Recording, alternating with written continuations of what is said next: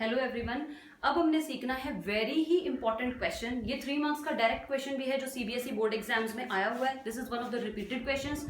2012 में भी ये सीबीएसई एग्जाम्स में पूछा हुआ क्वेश्चन है इन 3 मार्क्स। तो अब हमें ये सीखना है कि जब हम डिफरेंट सेल्स को पैरेलल में कनेक्ट कर देते हैं तो हमारे पास इक्विवेलेंट ईएमएफ का और इक्विवेलेंट रेजिस्टेंस का एक्सप्रेशन क्या होगा। इसको आपने ध्यान से समझना है और नोट डाउन भी कर लेना है क्योंकि ये डायरेक्ट क्वेश्चन आया हुआ है, थोड़ा सा मोल्ड वर्डिंग करके। वो मैं आपको जरूर लिखवाऊंगी या मैं बोर्ड पे जरूर नेक्स्ट वीडियो में लिख के रखूंगी कि क्वेश्चन किस फॉर्म में आया हुआ है। अब देखें, अब आपके पास 2 सेल्स है, that is E1 and E2। दोनों का इंटरनल रेजिस्टेंस भी हमने डिफरेंट सपोज करना है, R1 एंड R2, क्योंकि टॉपिक ही है कि हमने डिफरेंट सेल्स को कनेक्ट किया है इन पैरेलल। अब फर्स्ट सेल और सेकंड सेल अलग अलग अमाउंट ऑफ करंट जो है वो डिलीवर करेंगे इन द सर्किट। तो पहला सेल जो करंट दे रहा है उस करंट की वैल्यू को हमने I1 सपोज कर लिया और सेकंड सेल की करंट की वैल्यू को हमने I2 सपोज कर लिया। ये दोनों ही करंट जो है इस जंक्शन पॉइंट के ऊपर जाके मर्ज करते हैं और बाहर जो टोटल करंट निकलता है I निकलता है। अब हमें ये चीज पता है कि जब हम पैरेलल में किन्हीं भी कंपोनेंट्स को कनेक्ट करते हैं तो उनके अक्रॉस यानी पैरेलल में कनेक्ट करने के बाद उन दोनों के अक्रॉस जो है टर्मिनल्स के अक्रॉस जो पोटेंशियल डिफरेंस होता है वो सेम रहता है, लेकिन करंट डिफरेंट होता है। मतलब करंट डिवाइड करता है पैरेलल में और वोल्टेज क्या रहती है, सेम। तो हमने 2 पॉइंट चूज किए सर्किट में, एक पॉइंट है x और एक पॉइंट है y। इन दोनों पॉइंट x और y के अक्रॉस जो पोटेंशियल डिफरेंस है उसे हमने क्या लेट कर लिया है, v। That is the terminal potential difference v। Although कि इस सर्किट में कोई एक्सटर्नल रेजिस्टर कैपिटल R भी कनेक्टेड है, लेकिन हमने उसको अभी नहीं कंसीडर करना। हमने सिर्फ सेल्स के कारण क्या आंसर आ रहा है इक्विवेलेंट ईएमएफ का और इंटरनल रेजिस्टेंसेस का इक्विवेलेंट आंसर, सिर्फ वही फाइंड आउट करना है। अब दोनों करंट I1 और I2 मर्ज करके एक सिंगल करंट I कॉन्स्टिट्यूट करें तो हमारी फर्स्ट इक्वेशन तो यही बन सकती है, I that will be equal to I1 plus I2। This is our very first equation. अब सेल्स के रिगार्डिंग टर्मिनल पोटेंशियल डिफरेंस और ईएमएफ के बीच में क्या रिलेशन होता है वो हम फाइंड आउट कर चुके हैं हमारे पिछले लेक्चर्स में, और वो था V is equal to E minus I into R। This relation I think that कि आपको ये रिलेशन अच्छी तरह से समझ में भी आ गया होगा। अगर हम इसी रिलेशन को सेल 1 के लिए यूटिलाइज करें फॉर द सेल 1 जिसका ईएमएफ E1 है, इंटरनल रेजिस्टेंस R1 है, लेकिन फर्स्ट सेल और सेकंड सेल दोनों पैरेलल में कनेक्टेड हैं, तो टर्मिनल पोटेंशियल डिफरेंस दोनों के क्रॉस सेम ही होगा और उसकी वैल्यू हमने क्या सपोज की, कैपिटल V। तो हम क्या लिखेंगे, V is equal to E की जगह E1 माइनस करंट दे रहा है, फर्स्ट सेल जो करंट दे रहा है दैट इज I1 और इंटरनल रेजिस्टेंस क्या है, R1। तो फर्स्ट इक्वेशन ये। अगर हम इसी इक्वेशन को सेल 2 के लिए यूटिलाइज करें तो लिखेंगे V is equal to E2 minus I2 into R2। लेकिन हमें इस फर्स्ट इक्वेशन में वैल्यू जो सब्स्टिट्यूट करनी है वो I1 और I2 की सब्स्टिट्यूट करनी है। तो इन दोनों इक्वेशन से यानी कि सेकंड इक्वेशन और थर्ड इक्वेशन से मुझे I1 and I2 find out करना पड़ेगा। तो सबसे पहले हम सेकंड इक्वेशन को फिर से उठाते हैं। तो सेकंड इंप्लाइज, सेकंड इक्वेशन को मैं फिर से लिख रही हूँ, that is V is equal to E1 minus I1 into R1। E1 इस फैक्टर को इधर लेके जाएं तो ये चीज बनेगी I1 into R1 is equal to E1 minus V, और I1 का आंसर निकालें तो वो बन जाएगा E1 minus V divided by R1। मेरे पास I1 का आंसर निकल आया। इन द सिमिलर मैनर अगर मैं थर्ड इक्वेशन से निकालूं तो सिमिलरली लिख रही हूं मैं, similarly from the third equation. तो थर्ड इक्वेशन से करंट I2 कैसे मिलेगा, E2 minus V upon R2। आप चाहे तो इसे 2 स्टेप्स में सॉल्व भी कर सकते हैं, अदरवाइज आप डायरेक्ट लिख लीजिए, 2 स्टेप्स ही हैं सिंपल वे। अब ये इक्वेशन जो है I1 और ये I2, इन दोनों इक्वेशंस को हम नंबरिंग दे देते हैं, that is fourth and fifth equation. Fourth and fifth equation से I1 एंड I2 का जो आंसर है उसे हम फर्स्ट इक्वेशन में सब्स्टिट्यूट करेंगे। तो लिखेंगे पुट 4,5 इन 1। अगर हम सब्स्टिट्यूशन करें 4 एंड 5 की इन द फर्स्ट इक्वेशन तो आपके पास इक्वेशन बनेगी I is equal to I1 की जगह पे ये वाला पूरा फैक्टर, I1 की जगह पे हमने क्या लिखना है, E1 minus V upon R1, और I2 की जगह पे ये वाला पूरा factor that is E2 minus V upon R2। अगर हम डिनोमिनेटर्स को सेपरेट कर दें तो 4 टर्म्स हमारे पास बनेंगी, वो क्या होंगी, E1 upon R1 minus V upon R1 plus E2 upon R2 minus V upon R2।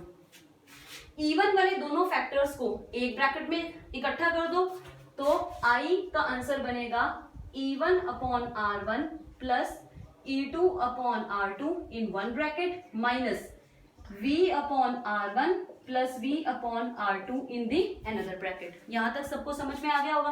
अब हमने थोड़ा सा रीअरेंजमेंट करना है। यहाँ पे हम एलसीएम ले सकते हैं और यहाँ पे हम कैपिटल V यानी टर्मिनल पोटेंशियल डिफरेंस को बाहर कॉमन कर सकते हैं। तो टर्म बन जाएगी I is equal to E1R2 plus E2R1 divided by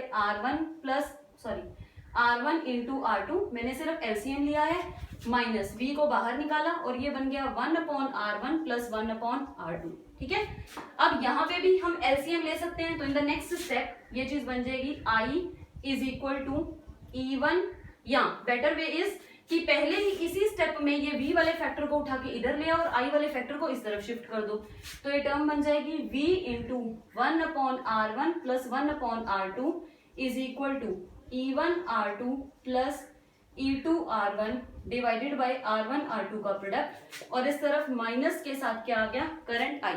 अब हम यहाँ पे एलसीएम ले सकते हैं। तो ये टर्म बन जाएगी V into R1 plus R2 divided by R1R2 is equal to E1R2 plus E2R1 upon R1R2 minus I। Just mathematical solvation है।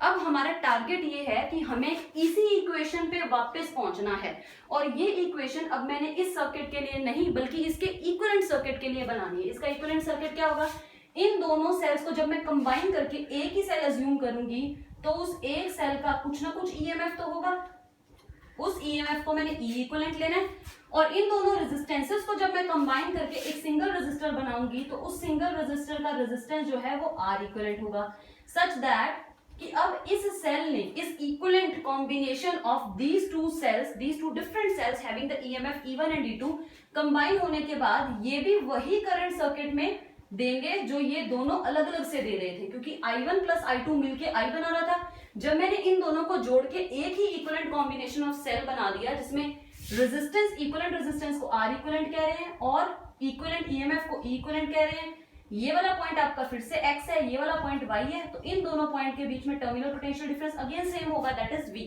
तो हम पहुंचना इस सिचुएशन पे चाहते हैं, हमारा टारगेट है इस सिचुएशन पे पहुंचना, इसीलिए हमने v को जो है वो लेफ्ट हैंड साइड पे रखा है, क्योंकि मुझे v इक्विवेलेंट का ही आंसर चाहिए। अब मुझे अकेला जब v चाहिए तो ये वाला जो सारा फैक्टर है इस तरफ अगर हम भेज दें तो क्या बनेगा, E1R2 plus E2R1 upon R1R2। This factor जब ये इस साइड जाएगा तो डिनोमिनेटर वाला न्यूमरेटर में और न्यूमरेटर वाला डिनोमिनेटर में, तो ये चीज बनेगी R1R2 upon R1 plus R2 minus I के साथ भी प्रोडक्ट में R1R2 upon R1 plus R2। अब ये दोनों पार्ट्स आपस में कट हो गए, तो आपके पास V का एक्सप्रेशन क्या बन जाएगा, V is equal to E1R2 plus E2R1 divided by R1 plus R2 minus I into, अब अच्छा, अब इस फैक्टर को हम थोड़ा सा बेटर करके लिखें तो आप इस फैक्टर को ऐसे भी लिख सकते हैं 1, या right it in this way, पहले ऐसे ही लिख लेते हैं, अगले स्टेप में इसको थोड़ा सा और हम रिफाइन कर देंगे। यहां तक हम पहुंच गए।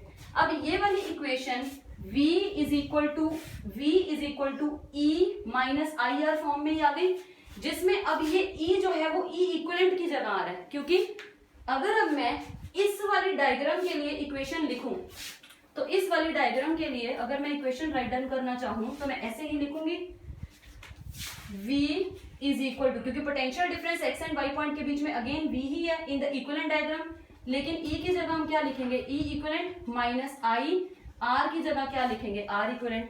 अब ये वाली इक्वेशन को आप इस इक्वेशन से this star and this star, इन दोनों इक्वेशंस को अगर हम कंपेयर करें तो comparing both the equations we get E equivalent की जगह पे आंसर क्या आ रहा है, E1R2 plus E2R1 divided by R1 plus R2, और R इक्विवेलेंट की जगह पे आंसर आ रहा है R1R2 divided by R1 plus R2। आप ये R इक्विवेलेंट के आंसर को इस तरह से भी लिख सकते हैं कि 1 upon R equivalent is equal to 1 upon R1 plus 1 upon R2, क्योंकि पैरेलल में आपका यही फॉर्मूला होता है। अगर आप इसे 2 स्टेप में सॉल्व भी करेंगे तो आप वापस इसी फॉर्मूला पे आ जाएंगे जब आप R इक्विवेलेंट का आंसर निकालेंगे। तो E इक्विवेलेंट का एक्सप्रेशन हमारे पास ये निकल गया इन द पैरेलल कॉम्बिनेशन, और R इक्विवेलेंट का एक्सप्रेशन ये निकल गया। थोड़ा सा इसको अगर हम और भी करना चाहें तो और भी बड़ा कर सकते हैं, मतलब एक स्टेप में इसको और थोड़ा सा मॉडिफाई कर सकते हैं। वो स्टेप आपके पास क्या है, अगर आप ई इक्विवेलेंट को आर इक्विवेलेंट की वैल्यू से डिवाइड करें, अब ई इक्विवेलेंट की वैल्यू निकाल चुके हैं, this value that is E1R2 plus E2R1 divided by R1 plus R2। इसको डिवाइड कर रही हूं मैं आर इक्विवेलेंट की इस वैल्यू से, यानी R1R2 upon R1 plus R2। तो ये दोनों वैल्यूज आपस में कट हो गई। तो नेक्स्ट स्टेप में इसे आप लिखेंगे E equivalent upon R equivalent is equal to E1R2 plus E2R1 divided by R1R2 रह गया तो ये डिनोमिनेटर में आएगा R1R2। अब इन टर्म्स को सेपरेट आउट कर दो तो देखेंगे अगर मैं इसको इसके नीचे लेके जाऊंगी R2 कैंसिल, तो E1 के नीचे अकेला R1 रह जाएगा, तो ये टर्म बनेगी E1 अपॉन R1। और इस पूरे टर्म को इसके नीचे लेके जाएं, R1 कैंसिल हो जाएगा, अकेला R2 रह जाएगा, तो ये बनेगा E2 अपॉन R2 एंड ये value E equivalent upon R equivalent की है। तो एक ये रिलेशन हमें मिल गया। और अगर हम R इक्विवेलेंट को दूसरी साइड पे शिफ्ट करें तो E इक्विवेलेंट का आंसर क्या बन गया, E1R1 plus E2R2 multiplied with R equivalent. So अगर आपको एग्जाम में क्वेश्चन आता है तो एग्जाम में वो सिर्फ यहीं तक पूछते हैं कि आपको ये फॉर्मूला डिराइव करके देना है और ये फॉर्मूला डिराइव करके देना है। ये आपको सिर्फ समझाने के लिए मैंने 2 स्टेप्स एक्स्ट्रा में किए हैं कि E इक्विवेलेंट और R इक्विवेलेंट के बीच में आपस में क्या रिलेशन होता है, क्योंकि कई बार किसी न्यूमेरिकल में हमें इस रिलेशन की जरूरत पड़ सकती है। So this relation is also important one, but this relation is very important and it is asked 2 to 3 times in the board examination in 3 marks. Thank you so much. Next काम हम अपने अगले lecture में करेंगे।